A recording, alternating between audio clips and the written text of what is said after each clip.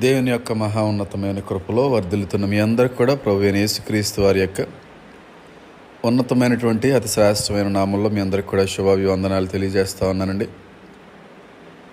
కొంచెం బిజీగా సండే అంటేనే మినిస్ట్రీలో ఉంటాం కనుక ఇంకా చాలా పనుల్లో కూడా ఈరోజు నిమగ్నం అయిపోయిన కారణాన్ని బట్టి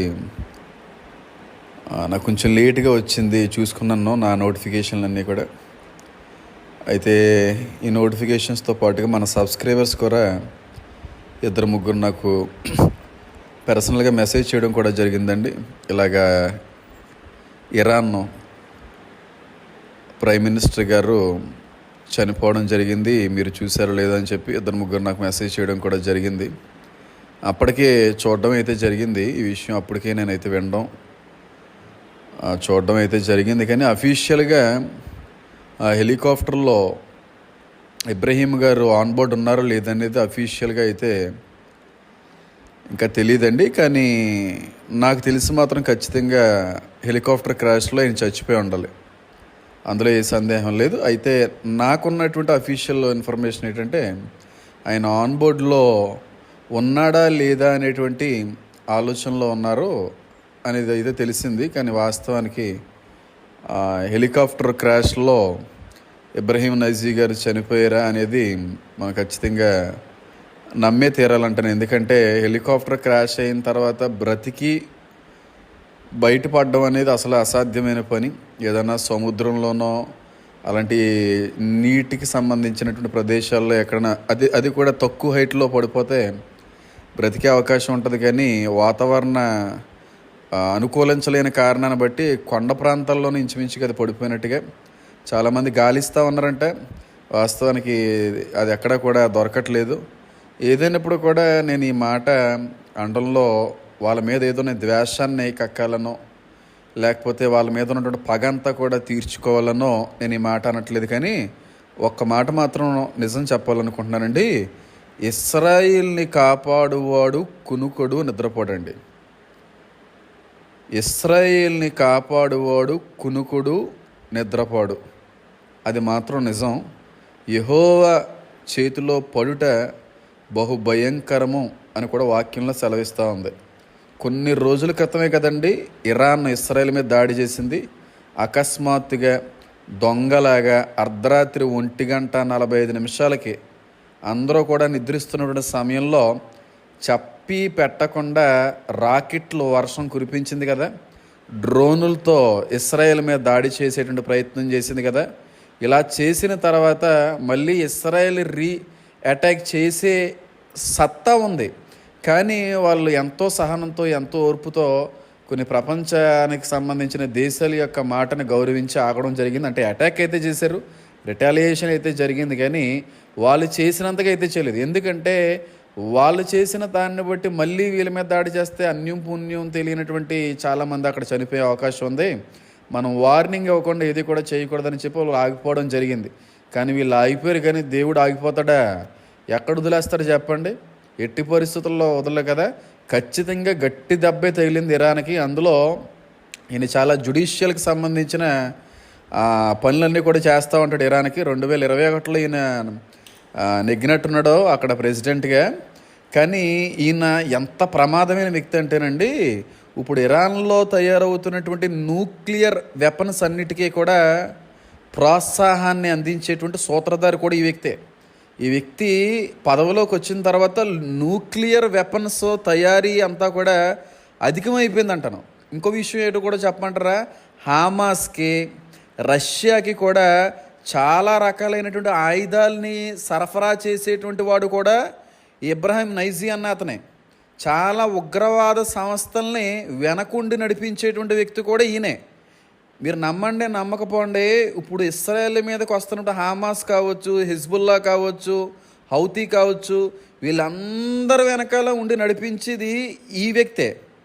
అలాంటి వ్యక్తిని కొట్టాడు దేవుడు. ఎక్కడ కొడితే లొంగుతారో అదే చోట కొట్టారు. అయితే దీన్ని బట్టి మనం ఏదో సంతోషించాలని నేను అనట్లేదు, కానీ దేవుని దగ్గరికి వచ్చిన దేవునితో చెలగాటమాడిన దేవుని బిడ్డల జోలికి వచ్చిన కొన్నిసార్లు ఏమీ జరగనట్టుగా ఏమీ ఇబ్బంది కలగనట్టుగా ఉంటుందండి. కానీ ఖచ్చితంగా మాత్రం ఏదో రోజున మాత్రం మీ లెక్క మాత్రం ఖచ్చితంగా తేల్చే దేవుడే నా దేవుడు, అందులో సందేహం లేదు. ఈ రోజున దేవుని బిడ్డల్ని ఎన్ని విధాలుగా దూషిస్తున్నా సరే ఆ దేవుడు నిజమైన వాడైతే మమ్మల్ని ఏమీ చేయకుండా ఇంకా ఉన్నాడేటి?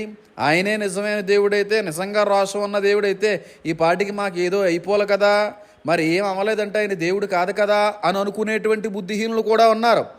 ఏమీ చెయ్యలేక కాదు, దానికి సమయం ఉంది, దానికి కూడా సమయం ఉంది. ప్రతి దానికి కూడా ఒక సమయం అనేది ఉంది కనుక ఆ రోజు, ఒక రోజు నీ మూర్ఖత్వానికి, నీ యొక్క పైశాచిక ఆనందానికి, నీ యొక్క విషపు బుద్ధికి సంబంధించిన లెక్క ఖచ్చితంగా దేవుడు తేలుస్తాడు.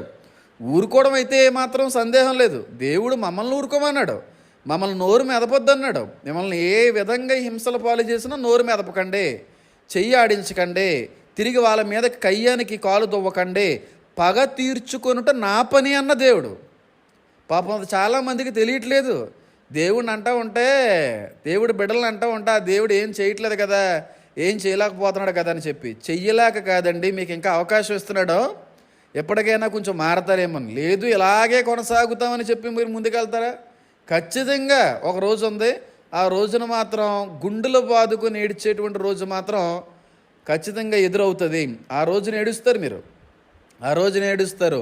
అంత భయంకరమైన శ్రమను అనుభవించేటువంటి సమయంలో తప్పక ఏడవకుండా అయితే మాత్రం ఉండరని అంటాను. ఏదైనప్పుడు కూడా ఏ వ్యక్తి అయితే ఇశ్రాయేల్ మీద రీసెంట్గా దాడి చేసి మేము హీరోలు అయిపోయాం, మేము సూపర్ మ్యాన్లో, లేదంటే మేము ఆ మ్యాన్లు అని చెప్పి చాలా ఫీల్ అయిపోయారో, మా మీదకి వస్తే ఎలాగ ఇశ్రాయేల్ని కొట్టామో అలాంటి ఏ దేశాన్నైనా సరే కొట్టేస్తామని చెప్పి చాలా ప్రగల్భాలు పలికారో, చాలా హెచ్చించుకుంటూ రీసెంట్గా కొన్ని దినాల క్రితం మాట్లాడాడో అదే వ్యక్తి ఈరోజు శవం కూడా కనబడకుండా పోయింది. హెలికాప్టర్ క్రాష్ అయ్యి శవం కూడా కనబడకుండా అయిపోయింది. మరి అది దొరుకుతుందా దొరకదా అనేది తర్వాత విషయం. కానీ నేను ఒకటే చెప్పాలనుకుంటున్నాను, దేవుని బిడ్డల జోలికి వెళ్ళకండి. వాళ్ళు మీ జోలికి రారు. వాళ్ళు రాకపోయినా సరే మీరు వెళ్ళి వాళ్ళు ఏదో రకమైన రీతిలో బాధ దుఃఖాన్ని కలుగు చేసే వ్యక్తులైతే దేవుని బిడ్డలు ఊరుకున్నట్టుగా ఆ దేవుడు ఊరుకోకపోవచ్చేమో. ఏ బిడ్డలైతే దేవుని నమ్ముకున్నారో ఆ దేవుడు అన్న మాటే, పగ తీర్చుకొనుట నా పని. బైబిల్ గ్రంథంలో ఒళ్ళు జలధరించేటువంటి వాక్యంలో, వచనంలో ఏకైక వచనం ఈ వచనం, పగ తీర్చుకొనుట నా పని అన్న దేవుడు. దయచేసి ఎప్పటికైనా సరే కొంచెం ఒళ్ళు జాగ్రత్త పెట్టుకొని క్రైస్తవులతోనూ దేవునితోని జాగ్రత్తగా వ్యవహరిస్తే మంచిదే. లేకపోతే చాలా తీవ్రమైనటువంటి ప్రతికూల పరిస్థితులు ఎదురైన తర్వాత బాధపడినా సరే ఇంక మిమ్మల్ని తప్పించేటువంటి వాడు రాకపోవచ్చేమో. దయచేసి ఈ విషయాన్ని గమనించండి.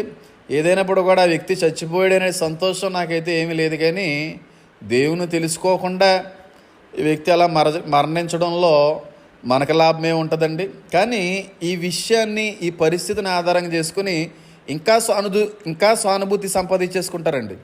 ఇస్లామిక్ కమ్యూనిటీ అంతా కూడా ఇంకా సానుభూతి వచ్చేస్తుంది. ఇప్పుడు ప్రపంచ దేశాలు గాజా మీద ఇస్రాయేల్ అటాక్ చేస్తుందని చెప్పి, పాలస్తీనా మీద ఇస్రాయేల్ అటాక్ చేస్తుందని చెప్పి, చాలామంది అపంశుభం తెలియనటువంటి పిల్లలు చచ్చిపోతున్నారని చెప్పి ఎంత సానుభూతి అయితే చూపించారో, ఇబ్రహాం నైజీ గారి యొక్క మరణం తర్వాత అంతకు మించిన సానుభూతి ఇస్లాం మీద పెరుగుతుంది, ఖచ్చితంగా పెరుగుతుంది. మీరు చూడండి, కావలిస్తే ఈ మాట మీరు గుర్తుపెట్టుకోండి, నేను అన్న మాట మీరు ఒకసారి గుర్తుపెట్టుకోండి.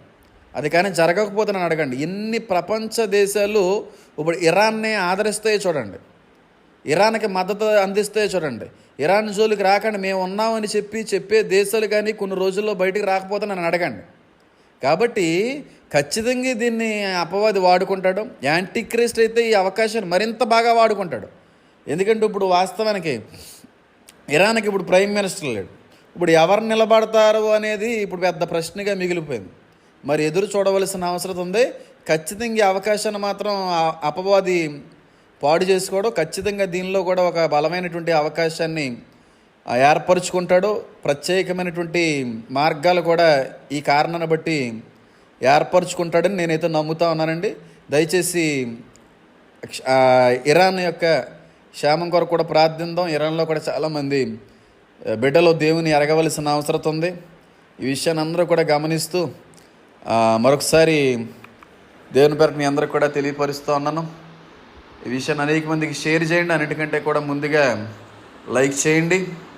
అలాగే ఇశ్రాయేలు యొక్క క్షేమం కొరకు కూడా మనం అందరం కూడా ప్రార్థించాలి కనుక ఈ విషయాన్ని కూడా జ్ఞాపకం చేసుకోండి. మళ్ళీ ఒకసారి చెప్తా ఉన్నాను, మరొకసారి కదా ఎన్నిసార్లు చెప్పడానికి సిద్ధంగా ఉన్నాను.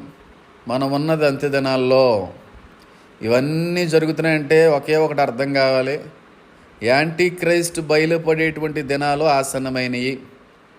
ఇవన్నీ కూడా వాడికి మార్గాలను సరళపరిచేటువంటి అవకాశాలే కనుక మనం అందరం కూడా సిద్ధపడాలి. సిద్ధపడలేనటువంటి వ్యక్తులందరినీ కూడా పరచవలసిన అవసరత కూడా మనందరికీ కూడా ఉంది కనుక, అలాగే ఇరాన్ ప్రైమ్ మినిస్టర్ గారి యొక్క కుటుంబ ఆదరణ కొరకు కూడా మనం ఖచ్చితంగా జ్ఞాపకం చేసుకుని ప్రార్థించవలసిన అవసరం ఉంది కనుక, వాడు శత్రువు అయినప్పుడు కూడా మనం ప్రేమించమని దేవుడు మనకు చెప్పాడు కనుక ప్రార్థిద్దాం. నేనైతే ప్రార్థించాను. ఆ కుటుంబం యొక్క క్షేమం కొరకు ఆదరణ కూడా వాళ్ళు పొందుకోవాలని నేను ప్రార్థించడం జరిగింది. దయచేసి ఈ విషయాన్ని గమనించండి, అనేక మందికి షేర్ చేయండి. God bless you. God bless the entire world. Amen.